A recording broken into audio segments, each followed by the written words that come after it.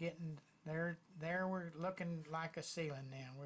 This is probably, we skipped over some of the texture. Okay, right here I'm doing a knockdown texture on each on the ceilings, so that it's you can see it right here, which I put the mud on, then I put a bag and on my hand and a sponge and up and down and kind of made peaks on it, and then I knocked it down. So anyway, this is the ceiling fan. I've hung it up there.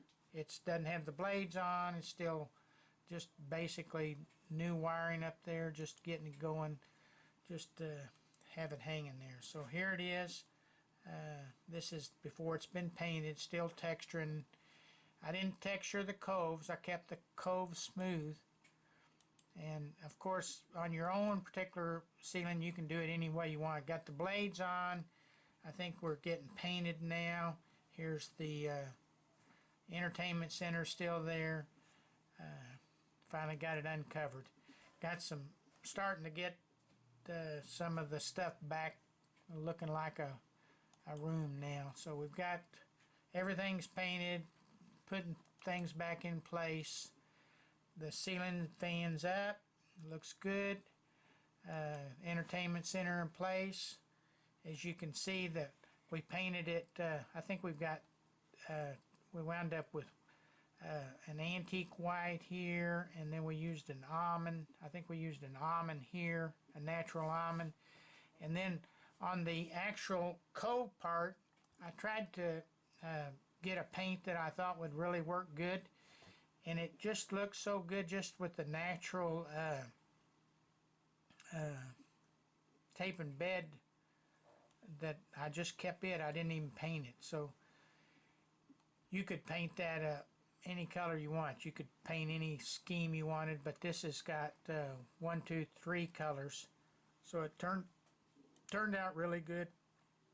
Ceiling fan looks great. This ceiling fan's about I guess it's about 3 feet. It's a Casablanca. I think it's a New Orleans. I can't remember the name of it. I think it's New Orleans. But anyway, I bought it, this is 2020. I bought it probably 40 years ago. And when I bought it, I think I paid $800 for it. So I've been carrying it around for many years. Haven't ever had a ceiling. I had a ceiling in it a long time ago that it was on a house, but it's been in a box for 20 years. Just now I got it back, hanging back up. It's got 4 blades. It's a really nice ceiling fan.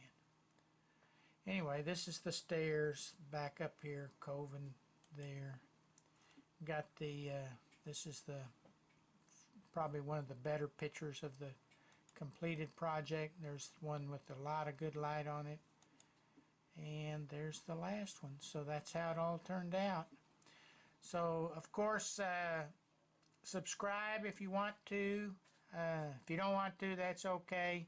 I'll try to put another video. I've got another ceiling that I've done that is a kind of a angled tray ceiling that I did in a bathroom. That's pretty neat. But this one is definitely worth the time and the effort if you have a living room and you know, our house isn't a huge house, but when you walk into the living room now, it makes a grand statement to your living room.